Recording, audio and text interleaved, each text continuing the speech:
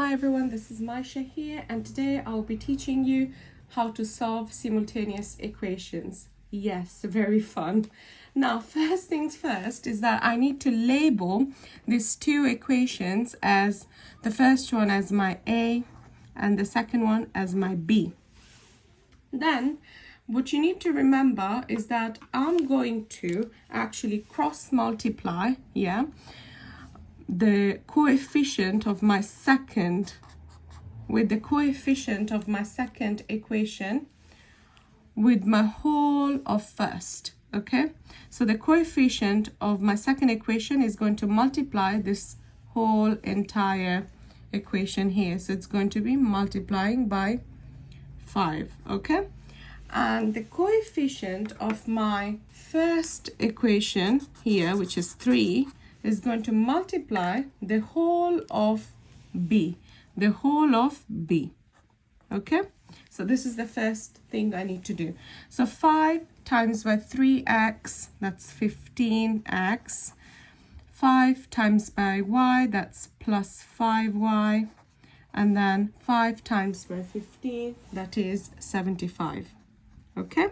Then I do the same thing for my second equation, which is 3 times by 5, that's going to be 15x, and then 3 times by 2y, that's going to be plus 6y, equals to 3 times by 24, which is 72. That's right. Then the next thing you need to notice is the sign in front of your x values.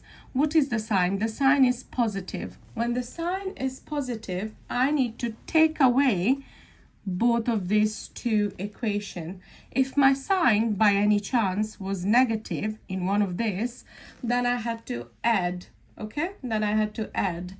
But because the sign, they're both positive, I need to take away, okay? So when I take away, magic happens.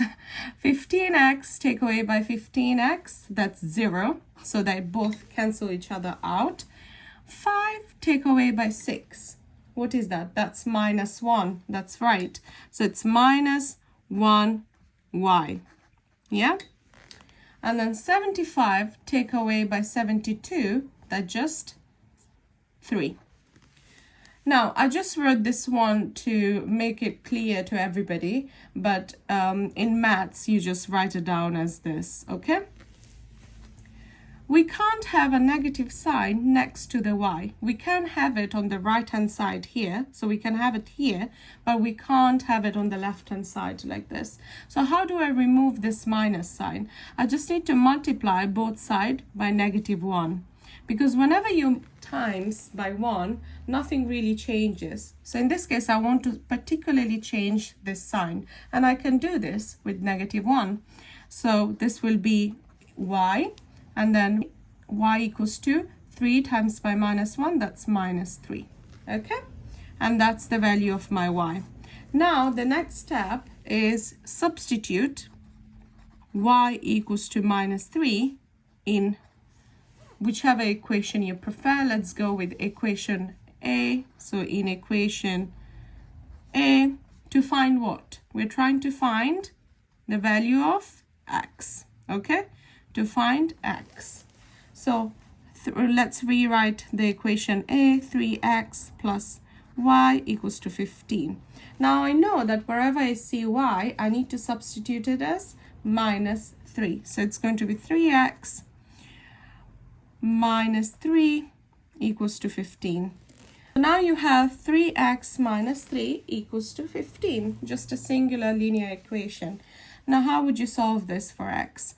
We're just going to add both sides plus 3 so that I can get rid of this 3 here. So it's going to be 3x equals to 15 plus 3, yeah?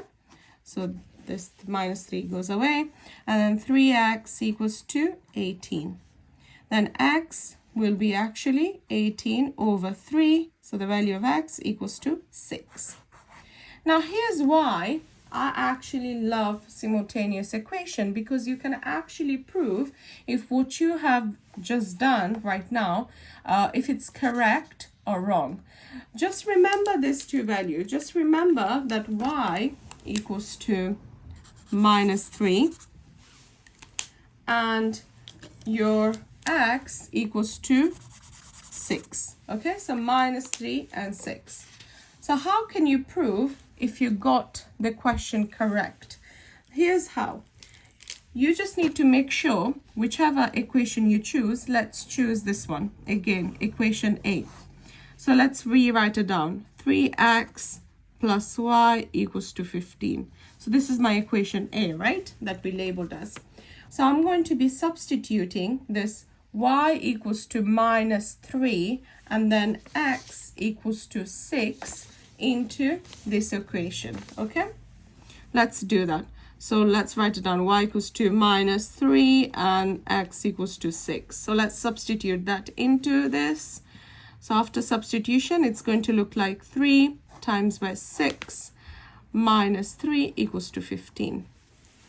Okay, so if both of my side equal to each other, so if my left-hand side equals to my right-hand side, that means the solution that I've just done earlier on is correct.